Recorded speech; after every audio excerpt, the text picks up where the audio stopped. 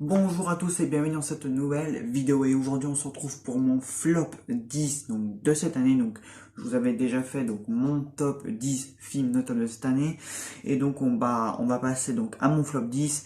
Alors il y a eu donc c'est principalement des films sortis alors il y en a deux trois qui sont sortis en salle je crois, il y en a même pas, ouais il y en a deux vraiment qui sont trois qui sont sortis en salle, allez mais qui n'ont vraiment pas rencontré un grand succès, mais la majorité de ces films sont sortis sur des plateformes de streaming, que ce soit Netflix, Prime Video, etc.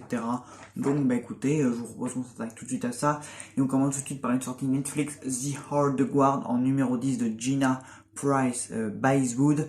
Alors, donc c'est l'histoire donc d'un groupe d'immortels en gros qui ont gravi un peu l'humanité, qui ont un peu vu l'avènement un peu du monde. Et donc ça va suivre un peu ce petit groupe qui vont recueillir une nouvelle immortelle et ils vont donc devoir faire face à un méchant donc c'est un espèce de scientifique pharmaceutique donc qui veut un peu prélever la source de leur immortalité à des fins bien entendu pas très nettes. The Old Guard, on regarde ça, voilà, quand on regarde ça pour la première fois, ça passe bien, mais on sent quand même que c'est un peu long. Voilà, le film est bien la première fois, mais il est quand même long. Et quand on prend du recul, on se dit, en fait, c'était pas terrible du tout, c'était pas ouf du tout. Les scènes, franchement, le film il dure pas longtemps, il dure 1h45 je crois, on les voit passer, les scènes d'action, elles sont platoniques, enfin je veux dire, il y a rien du tout, je veux dire, il y a des scènes, il y a les films d'action, alors là par exemple, The Raid, tout ça, où là on ressent vraiment la vie, la dureté, la vivacité des combats, bah là on sent rien du tout, franchement on a l'impression de regarder un téléfilm à la télé ou un truc comme ça. Franchement, si ça avait été sur grand écran, ça aurait vraiment piqué les yeux parce que tellement les scènes d'action sont pourraves. Voilà, franchement, les chorégraphies sont nulles. Même Charlize Theron, qui d'habitude, vraiment, Charlize Theron, quand même, Mad Max sur Road, et bah, même elle a vraiment du mal à sortir son épingle de jeu, et pourtant Charlize Theron, quand même, hein, qui est une des plus grandes actrices à l'heure actuelle, de l'âge d'or d'Hollywood, et bah là, pourtant, bah non, même elle a un peu de mal, elle s'est investie dans ce film, mais non, voilà, franchement, il n'y a rien qui relève le niveau. Bon, l'histoire, elle a déjà été vue dans cette histoire d'originalité. On aurait pu en tirer quelque chose, d'ailleurs, même dans les dialogues, entre les rapports entre les personnages. Bon, voilà, il y a des choses bien dans cette histoire dans ce groupe d'amis, voilà, on peut essayer de tirer quelque chose de là, mais globalement, ah, c'est pas terrible, on a vraiment du mal à rentrer dans l'histoire. J'ai eu du mal à rentrer dans l'histoire. Donc oui, The Old Guard prend place en 10e position de Stop. En 9e position, One Beer de David Marmor. Alors ce film n'a pas connu de sortie au cinéma et je me demande d'ailleurs toujours comment j'ai fait pour le voir tellement ce film était introuvable, mais j'ai quand même trouvé. Alors donc c'est l'histoire donc d'une jeune fille qui voilà qui va aménager donc une jeune étudiante donc qui a quitté un petit peu sans passer, enfin qui a tout quitté pour aller s'installer dans une résidence où en apparence il y a des voisins sympathiques, sauf que elle va se rendre compte très vite que son voisinage est pas très clair. Alors le film était vraiment bien parti, voilà franchement c'était un peu un Midsommar du pauvre. Alors Midsommar pour ceux qui ne connaissent pas donc c'est l'excellent film de Harry Astor sorti l'année dernière. D'ailleurs, Midsommar, je m'en suis toujours pas remis, franchement, Ari Aster est un excellent cinéaste, est un excellent cinéaste. Mais enfin bref, alors One Year, franchement, il était très bien parti, voilà, le concept était sans doute un petit peu déjà vu, c'est vrai, peut-être oui, mais dans sa globalité, il est vraiment très bon, il y a des choix qui sont très surprenants, c'est un film surprenant, qui fait peur, voilà, c'est un peu violent, ça fait un peu peur, et quand à la fin, tu penses qu'ils vont assumer, donc les prises de risque et les choix jusqu'au bout, et bah à la fin, en fait, ça, voilà, le scénario ne s'assume pas et à la fin en fait c'est un retournement de veste, voilà comme si on disait ouais non en fait le film en fait il prend des décisions, voilà des décisions que nous spectateurs on approuve et on se dit ouais c'est pas mal ça comme chose je m'y attendais pas et en fait à la fin quand tu penses qu'ils vont assumer ces décisions en fait à la fin ils te font un retournement de veste et en fait le film finit de façon très banale et c'est très décevant. Et juste pour cette fin nulle et très décevant parce que la fin, mais je me suis dit, oh non, c'est dommage. Franchement, la fin est très dommage parce que le film en lui-même, si la fin avait été à la hauteur de tout le film, qui passe très bien en lui-même, franchement, il aurait même pris place dans mon top ou film notable, mais à cause de sa fin. Et c'est vraiment dommage que le film, vraiment, à la toute fin, il se plante, et bah, il prend place en 9e place de ce top. Voilà, donc Wayne Bayer de David Marmor en 9e position. En 8e position, Neymar Island de Jeff Waldlow. Une sortie Blue Mouse, hein, c'est tellement dommage. Donc c'est l'histoire en gros d'un groupe d'amis donc qui vont aller sur une île en gros qui peut exaucer tous leurs souhaits. Voilà, en gros c'est ça. Et bien entendu, exaucer leurs souhaits les plus fous, les plus inattendus. Ce n'est pas sans conséquence et c'est ce que va explorer un peu la deuxième partie. Voilà, donc première partie sympathique, voilà, donc où tout le monde un peu fait ses souhaits, c'est très marrant, ça passe bien. Voilà, bon, il n'y a rien d'horrifique, le film n'a rien d'horrifique, n'a rien de flippant là-dedans. Bon, il y a quelques scènes un petit peu violentes, mais bon, sinon ça passe. Mais globalement, la première partie, ça va, elle est regardable, mais la deuxième, je l'ai pas regardé tellement c'était chiant, tellement c'était ennuyant. Voilà, la deuxième partie n'est pas du tout captivante. Voilà, autant la première partie est quand même entraînante, mais la deuxième, laissez tomber. Je me suis carrément ennuyé devant. J'étais sur mon mobile, sur mes réseaux sociaux, tellement ce film n'avait pas d'intérêt. Voilà, je vous en ai pas fait une critique quand je l'ai eu parce que il y avait rien à dire dans une critique complète, mais voilà quoi. Il prend parfaitement place en 8e position de ce top. Et ça ne va pas pour changer et on continue encore avec de l'horreur en numéro 7 avec You Should Have Let de David Coep qui comporte à son casting quand même Kevin Bacon et Amanda Seyfried, et oui, deux grands noms. Alors David Coep, voilà, quand même grand scénariste, hein, je pense que son nom ne vous sera pas familier, il a quand même travaillé déjà avec David Fincher, même Spielberg et George Lucas, si je ne me trompe pas, non, pas George Lucas, mais Spielberg et Fincher, ça c'est sûr. En tout cas, en tant que scénariste, il est quand même connu. Et donc, You Should Have Known, donc c'est l'histoire d'une famille donc qui emménage dans une maison un peu bizarre, dans un village un peu paumé.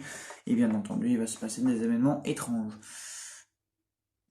C'est ce film en trois mots, en deux trois mots, il est voilà, je peux vous le qualifier prévisible, banal et décevant. Voilà, je n'irai pas plus loin parce que vraiment ce film c'est décevant, le retournement final il déçoit. Ça n'avance pas, c'est trop banal. Voilà, la famille qui emménage dans une maison un peu bizarre, dans un village complètement bizarre, ça c'est déjà beaucoup trop vu. S'il vous plaît, Blumhouse, et surtout venant de David Coeb, c'est surprenant. Et c'est une sortie Blumhouse qui déçoit fortement. Voilà. En 6e position, Against a Gimbo de Jason Lee Wooden, avec donc Daniel Radcliffe et Samara Weaving, hein, les deux noms sont connus, hein, Daniel Radcliffe hein, pour Harry Potter, pour la Dame en Noir, et pour d'autres films je crois, et Samara Weaving qu'on a dernièrement vu dans Wedding Neymar. Voilà, donc c'est l'histoire en gros d'un gamer, donc joué par Radcliffe, donc qui va se retrouver pris au piège dans une chasse à l'homme, voilà, avec deux pistolets greffés au poignet. Dans un premier temps, ça divertit, quoi, c'est un trip fun, oui, ça marche bien dans un premier temps, mais après, bon, évidemment, hein, c'est la première fois qu'on le voit, ça passe, voilà, ça passe une après-midi, ça passe une soirée, puis quand on prend du recul, on se dit, ouais, totalement oubliable, totalement anecdotique. Quand Daniel Radcliffe, en fait, il veut tout faire et n'importe quoi pour s'affranchir de son rôle passé, à savoir son rôle d'Harry Potter, le mec qui fait vraiment tous les rôles pour se démarquer au maximum de son rôle du passé, et au final, oui, tu peux essayer de faire des rôles différents, mais essaye au moins de faire des films de qualité. Voilà, c'est ce que c'est pas en faisant n'importe quel film, en faisant n'importe quel rôle dans n'importe quel film que ça va forcément marcher. C'est ça que t'as pas compris, Daniel. Et malheureusement, Guns N' Gimbo, c'est l'exemple même, quoi. Autant t'as déjà fait des bons films avant, et Guns N' Gimbo, non. Essaye de choisir des rôles dans des films un peu plus élevés, donc qui marqueront un peu plus les esprits. Parce que Guns N' Gimbo, ça ne marquera pas du tout les esprits. Et malheureusement, je suis désolé, Daniel, mais ton film, Guns N' Gimbo fait partie du de la sixième position de ce classement. Voilà. Et toujours pas en s'arranger, donc en 5e position, The Vigil de Kate Thomas, une sortie Blumhouse toujours, hein, donc c'est l'histoire en gros d'un chômeur, alors non pas chômeur d'un demandeur d'emploi, mais non, donc chômeur en gros c'est dans la tradition juive, en gros c'est un gars qui doit aller surveiller le corps d'un cadavre à son domicile, voilà. Le principe est glauque, j'avoue, avec la thématique qui est intéressante, le sujet de base est intéressant. Mais bon, l'habituelle recette de la machine horrifique trop banale, voilà, jumpscare raté, histoire intéressante, peut-être. L'acteur principal est bon, certes, mais l'histoire trop banale. L'histoire en elle-même, c'est dommage, elle était bien partie. Voilà, la scène d'ouverture, elle avait quelque chose d'angoissante, même l'ambiance, l'atmosphère du film, elle est angoissante. Mais très clairement, bah, une fois sorti de la salle, en fait, j'avais déjà oublié le film. C'est dommage, je l'ai vu au cinéma, celui-là d'ailleurs, avec ma mère. Bon, sans bien en anecdote dont tout le monde se fiche, mais elle-même a déjà oublié le film, j'ai déjà oublié le film. Film d'horreur qui marche bien sur le coup, mais une fois qu'on sort de la salle, bah, c'est c'est totalement anecdotique, on s'en souvient pas du tout, ça ne marque pas, voilà.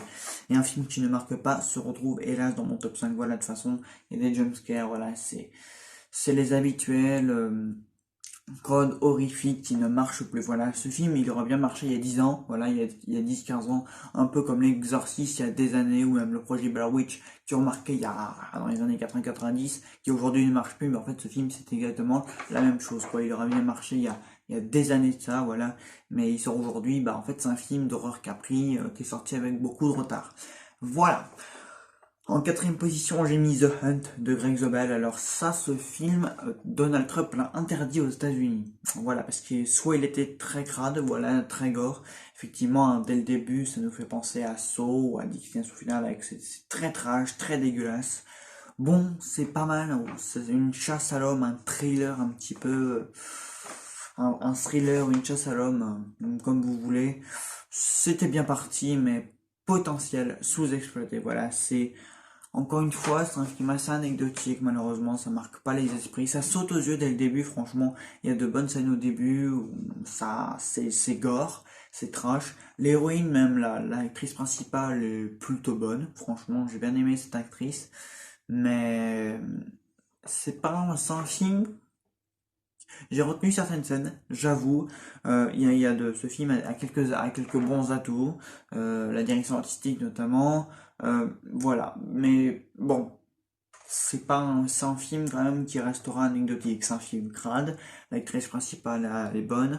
Bon, la mise en scène cinématographiquement ça casse rien du tout. Franchement, c'est anecdotique. Mais c'est un film qui a quelques atouts. Malheureusement, j'ai envie de vous dire, s'il m'avait plus marqué que ça, peut-être qu'il serait beaucoup plus haut, peut-être même dans mes films notables. Mais malheureusement, il se retrouvera en quatrième position de ce top. En troisième position, oh là là, on se rapproche du gros nanar, The Lee de Vina Sood. Alors ça, c'est sorti sur Prime Video. Alors donc c'est l'histoire donc d'un père joué par Peter Skarkast, donc il va emmener sa fille jouée par comment elle s'appelle déjà sa fille, oui bon bref, et donc il va emmener sa fille à un concours de danse et au cours de route donc ils vont trouver l'amie donc de cette dernière au bord de la route, qu'ils vont la trouver, mais alors qu'ils font une halte dans une forêt, et bah sa fille donc la fille du père de Peter Skarkast, bon bref, vous m'avez compris, l'héroïne principale du film, donc fait disparaître son ami, donc tue accidentellement son ami. Voilà. Et tout le film va s'accentuer autour du fait que le père, la mère et la fille, donc la famille, quoi, vont tenter de cacher la mort de son ami aux yeux de la population, évidemment. Ce film, ça, ça n'avait pas beaucoup de potentiel, franchement. L'histoire de base, elle motive pas beaucoup, j'avoue, mais j'étais quand même curieux de voir ça. Effectivement, bah, je me suis pas trompé, quoi. Ça vaut rien. Voilà, c'est l'histoire, elle a le format d'un téléfilm M6 ou TF1. Voilà, vous pouvez tomber exactement sur le même style de film sur votre télévision un dimanche après-midi. Ça casserait rien, voilà. Et puis la révélation finale. Quel foutage de gueule, c'est nul. Voilà, c'est nul. Ce film, c'est un navet, une purge d'eau, comme vous voulez. J'aime pas être méchant avec les films, mais bon, hein, même l'actrice principale, pourtant qu'on a notamment pu voir dans le film I Wish, voilà, j'arrive pas à me rappeler de son nom, c'est totalement dingue. Pourtant, cette actrice-là, elle était pas trop mauvaise, hein. On a même Peter Skarkast, quand même, qui est un acteur, voilà, c'est quand même un nom du cinéma, enfin, c'est pas non plus un grand acteur, mais quand même, on le connaît pour quelques rôles notables. Et bah, pourtant, ces acteurs-là, leur potentiel artistique est complètement gâché, parce que le film, voilà, il est pas ambitieux, il va pas chercher loin. C'est dommage. Bon, c'est disponible sur Prime Video, donc si vous êtes curieux, bah, allez le voir. Mais je ne vous le conseille clairement pas. En deuxième position, donc j'ai mis The Boy 2 de William Brandbell. Donc la suite donc du film, toujours qui était réalisé déjà par William Brandbell, donc The Boy. Le premier film était très bon, voilà, j'avais beaucoup aimé ce premier film. Bon, c'est un film d'horreur un peu cliché, voilà, avec une poupée, donc Brahms, donc un peu l'équivalent masculin de Annabelle ou Chucky même.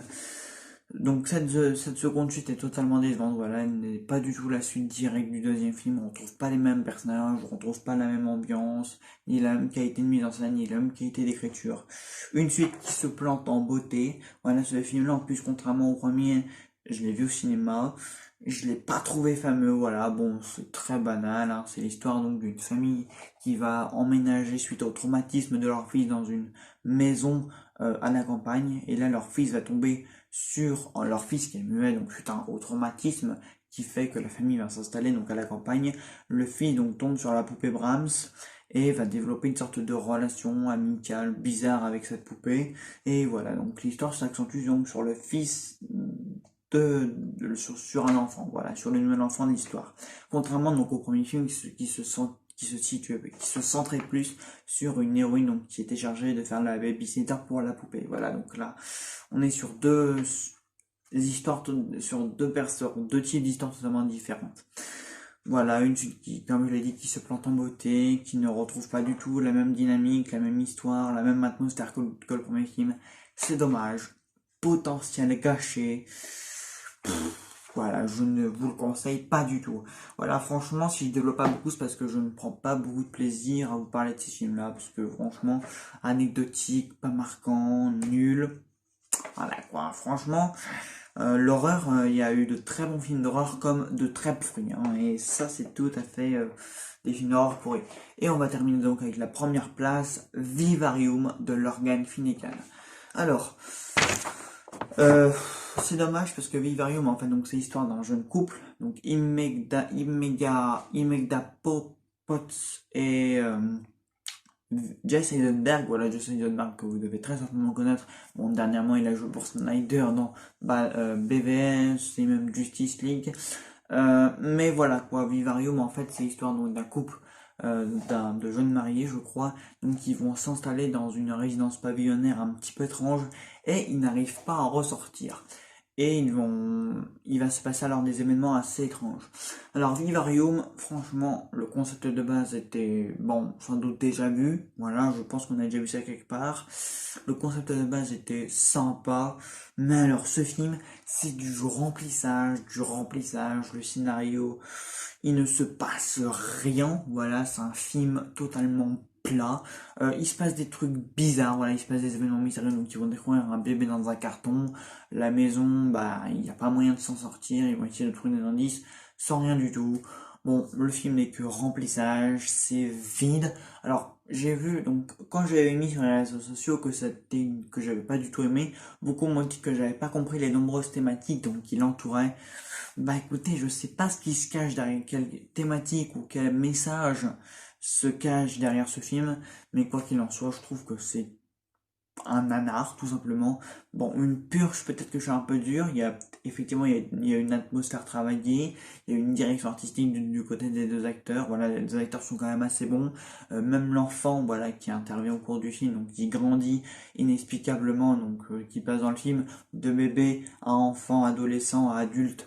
Voilà, ça c'est des événements étranges, mais rien n'est expliqué, rien n'est, il y a pas de révélation majeure, il n'y a pas d'explication, voilà, il y a les mystères, les peu de mystères qu'il y a, c'est juste pour remplir le film. C'est dommage, franchement, le potentiel caché de ce film est énorme, mais bon, voilà, je voulais le voir au cinéma, bah j'ai bien fait parce que ce film n'est clairement pas terrible, il est voire même vraiment nul. Voilà, donc c'est dommage, franchement, Vivarium, j'aurais bien aimé que ce soit une bonne surprise horrifique parce que on sent qu'il y avait quelque chose derrière. Voilà, on sent que le film aurait pu aller vraiment plus loin, qu'ils auraient vraiment pu exploiter l'univers, qu'il y avait vraiment beaucoup de choses à développer, mais en fait, on dirait que le réalisateur, donc Lorgan Finnegan, donc qui a aussi signé le scénario, en fait, il est parti d'un point A Et puis en fait, après, il a pas vraiment su quoi faire avec son film. Du coup, son film, il a stagné. Voilà, il a essayé de le remplir avec des éléments divers, mais on dirait que le réalisateur n'avait pas vraiment d'idée de quoi mettre dans son film, de quoi dire dans son film. Et c'est vraiment dommage. Donc bah voilà, voici mon top 10 des films mon top flop, enfin mon flop 10 de cette année. Voilà, j'espère dites-moi ce que vous en pensez. Je crois qu'il y a beaucoup de films dans ce flop que vous ne connaissez pas. N'hésitez pas à me dire le vôtre dans les commentaires. Et on se retrouve très vite pour une nouvelle vidéo. Salut à tous.